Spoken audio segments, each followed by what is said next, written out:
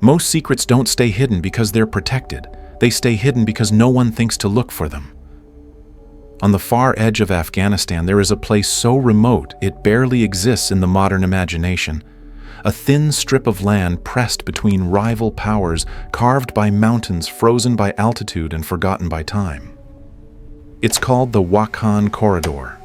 For decades, it was little more than a geographic anomaly, a buffer zone born out of imperial paranoia, a dead end where empires once collided and quietly failed. And then, without press conferences, without official footage, without proof, meant for public eyes, something changed. The Taliban claim they built a road here. Not a local road, not a humanitarian route. A road pointing east toward China, a road that could redraw trade power and influence across an entire region. But here's the problem. No one is allowed to see it. There are no verified videos, no progress reports. Journalists are warned, restricted, silenced. Permits are granted and revoked without explanation. Footage disappears. Questions go unanswered.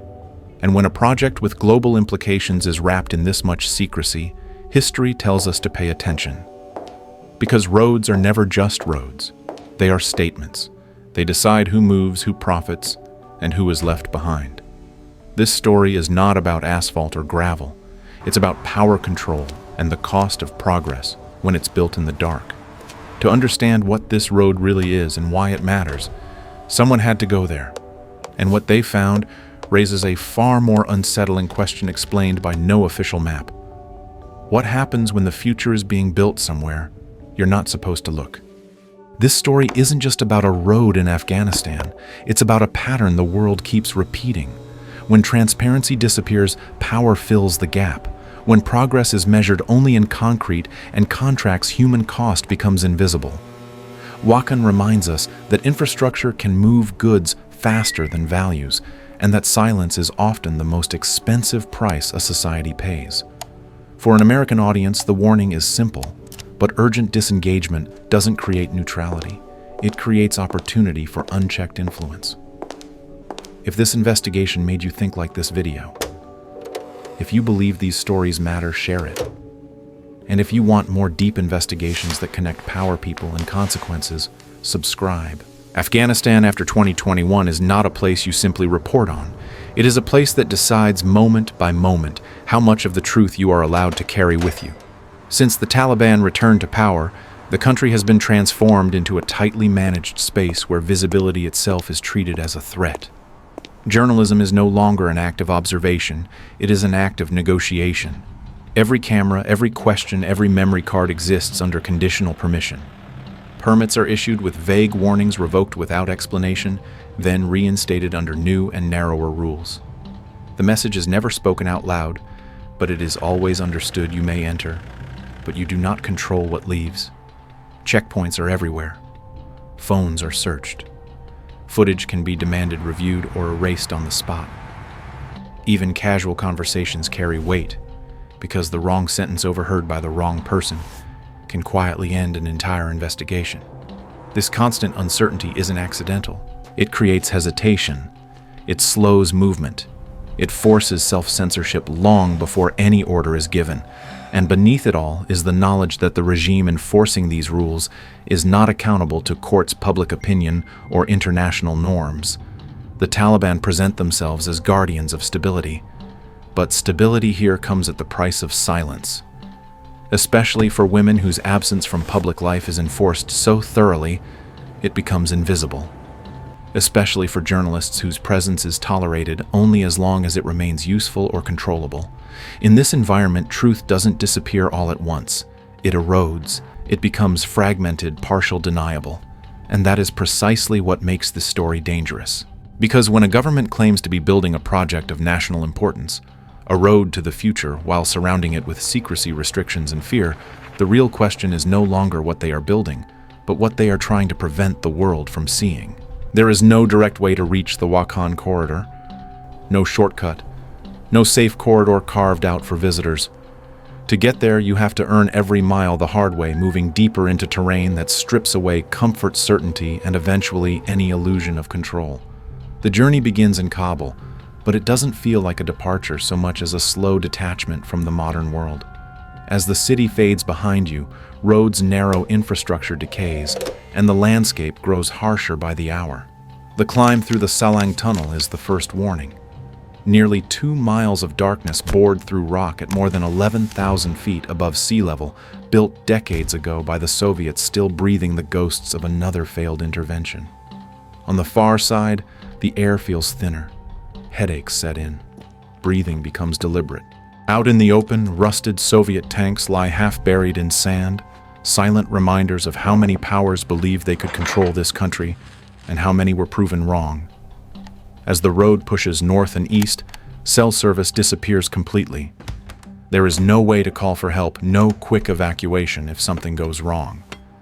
At elevations above 14,000 feet, the human body begins to rebel. Sleep fractures. Nausea creeps in. Simple movements demand effort. Mistakes here aren't inconveniences, they're liabilities. And yet this is the path the Taliban claim leads to economic revival, to global trade, to a future aligned with powerful allies. The contradiction becomes impossible to ignore. Every mile forward feels like moving farther from the promise being advertised. Villages thin out. Valleys widen into empty expanses. The silence grows heavier, broken only by wind and engines pushed to their limits. By the time Wakhan finally comes into view, it doesn't feel like an arrival. It feels like crossing a threshold into a place that was never meant to be easily reached, let alone transformed into a gateway for the world. And standing there, surrounded by mountains that dwarf every human ambition, one thought becomes unavoidable: if building a road here is meant to signal progress, then the cost of reaching it already tells a much darker story. At first, the permissions seem to hold. The road is acknowledged. The project exists. Officials nod when it's mentioned. But the closer the investigation gets to the physical reality of the highway, the more the rules begin to shift. Filming schedules are suddenly misunderstood. Approved locations become off-limits overnight. Entire stretches of terrain are quietly reclassified as sensitive. Then come the conditions: no filming construction equipment, no filming workers, no filming anything that points toward the Chinese border. Each restriction feels surgical, as if designed not to stop coverage entirely, but to hollow it out until nothing meaningful remains. And when the road finally comes into view, the tension snaps into clarity. This is not what was promised. There is no pavement, no lanes, no signs of sustained commercial traffic. What lies ahead is a rough gravel track, uneven and exposed, cutting through some of the harshest terrain on Earth. It looks less like a gateway to global trade and more like a temporary solution elevated into propaganda. Questions follow naturally, and that's when the silence closes in. Engineers refuse to speak on camera. Local officials deflect, then disengage. Interviews are canceled minutes before they're scheduled to begin. At one point, intelligence officers intervene, directly demanding that footage of the road and nearby machinery be deleted immediately. The order is not aggressive. It's calm, procedural, final. That calm is what makes it unsettling, because it confirms something no one has said out loud: the problem isn't safety and it isn't logistics. The problem is visibility. This road is meant to exist as an idea more than a reality, a symbol of sovereignty and progress that collapses under scrutiny. Every attempt to document it seems to trigger a defensive response, as if the act of recording itself poses a threat. And in that moment, the investigation reaches its true turning point. The story is no longer about whether the road works, or how much it cost, or when it will be finished. It becomes about why a project framed as national triumph requires this level of secrecy, control, and fear. Because history has shown again and again that when governments aggressively manage what can be seen, what they fear most is not criticism, but contradiction. From a distance, the road is a political object. Up close, it becomes something far more intimate. For the people who live along it, grand promises about trade routes and alliances dissolve into a single practical question: does this make life any easier? Among the Kyrgyz nomads scattered across the high valleys of Wakhan, the answer is complicated. Their lives have always been defined by movement. Seasonal migrations with yaks and goats, long winters spent cut off from the outside world, weeks-long journeys on foot to reach basic supplies. In that context, even a rough gravel road carries weight. It means traders can arrive before food runs out. It means flour, rice, medicine, and fuel don't have to be rationed as severely. It means a teacher can reach a classroom for a few months each summer instead of none at all. These changes are real, and they matter. But they exist alongside limits that are just as real. Healthcare is still days away, sometimes unreachable when weather turns. Child and maternal mortality remain high, and for girls, the road leads nowhere. Education ends early and forced by rules that do not soften with distance or altitude. Women remain absent from public life, their labor essential, but their voices erased.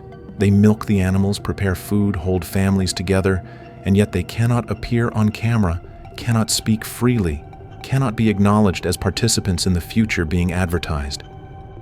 The road does not challenge this system. It adapts to it. Progress here is permitted only as long as it does not threaten control. That contradiction sits at the center of Wakhan's reality. The highway improves survival while leaving dignity untouched. It offers access without agency, connection without freedom. And standing among families who measure change in bags of grain rather than political slogans, it becomes clear that this project's greatest impact is not what it builds, but what it leaves unchanged.